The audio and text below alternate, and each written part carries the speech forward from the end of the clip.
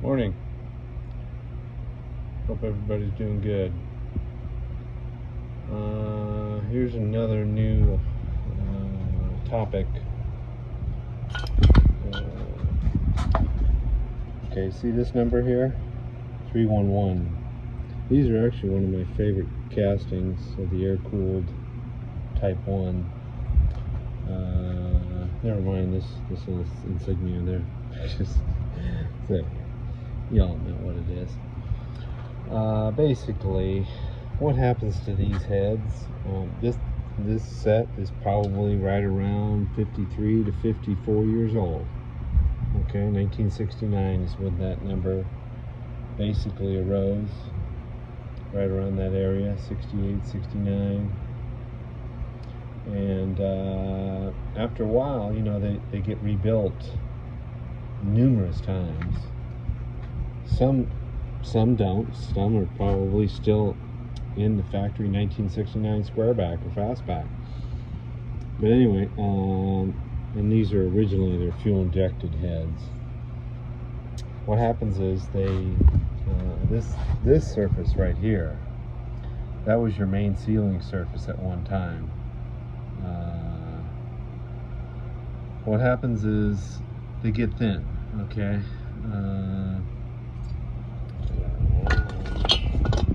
This area right in here, what I call the chamber jacket, it's not like the later model heads.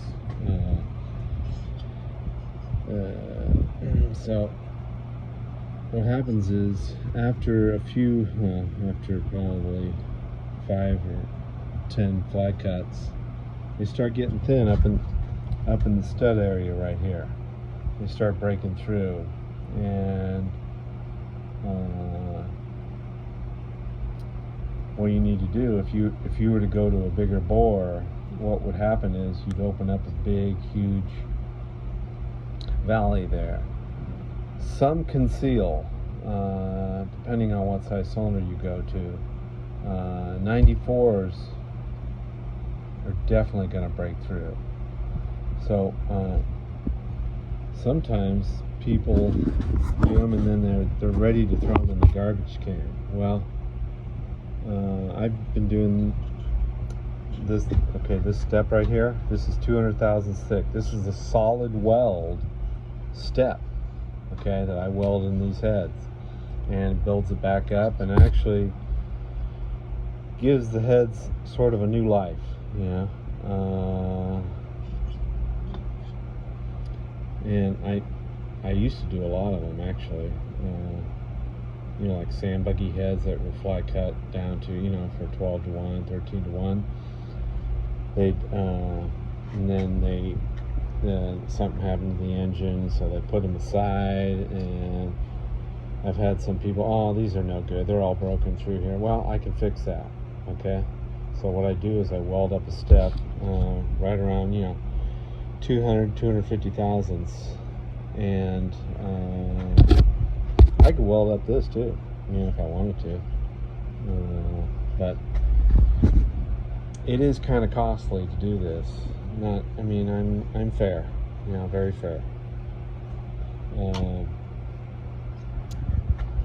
I'm not a millionaire doing this kind of work, so I work with people, so. But anyway, so this is the fix for that. So I build this back up, plunge cut them down to, you know, almost stock. We can go down deeper on this, but I'm just going to leave it right there. So it's original, and then when you CC, of course, you're CCing this and the step also. So, but what I'm going to do right now, what happens is when I weld all this up, it bleeds into the stud holes right here.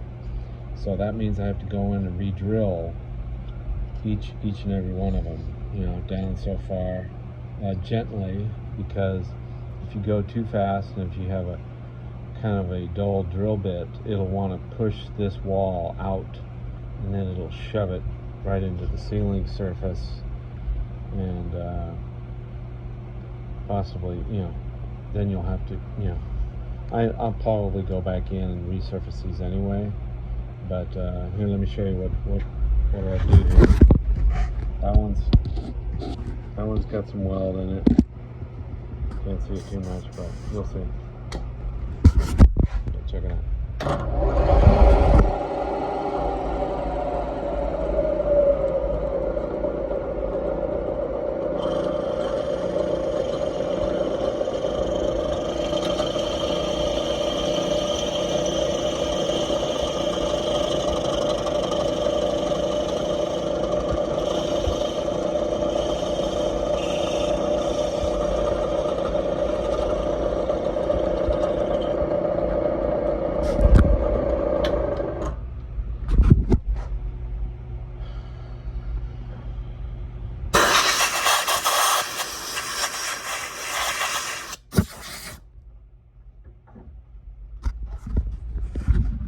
Anyway, you can see where all my weld, see, all the way around here.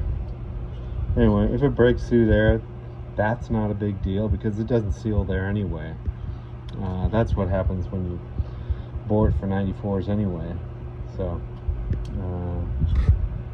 anyway, it's all good in this area,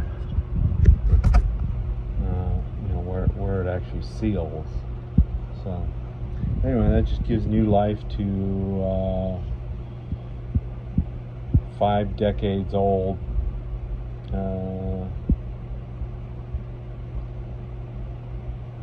air-cooled hippie cylinder heads. So anyway, okay, so I just thought I'd show that to you. So now I'm going to do all, like this one too, get rid of all that weld. And here, we'll go over to this one right here. Check it out.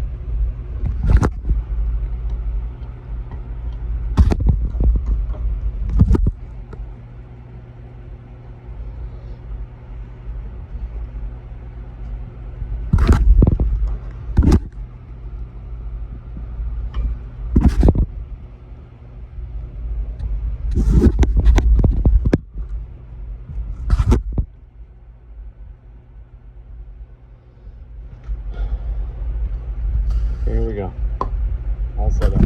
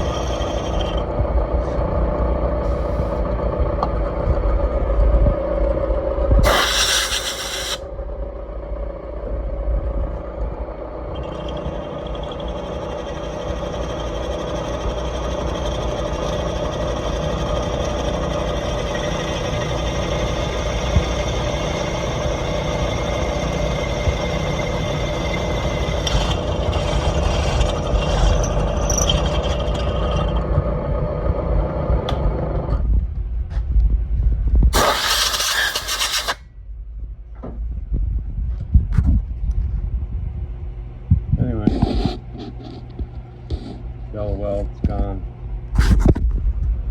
And this wall is very true. It's not bulged out or anything like that. So,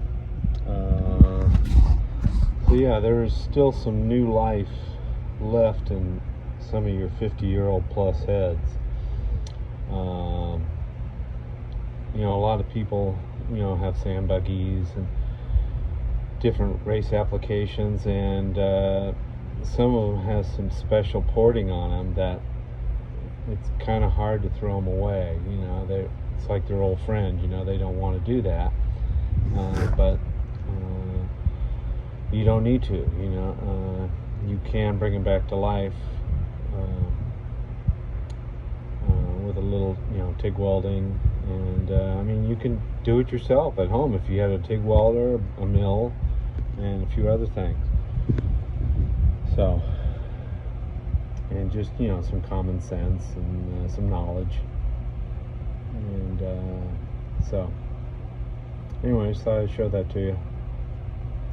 Got to get these heads out of here. So I've been here a while, and anyway, I hope you all have a great day. I appreciate you all, and like and subscribe, please. And y'all take care. All right, bye-bye. Thanks again.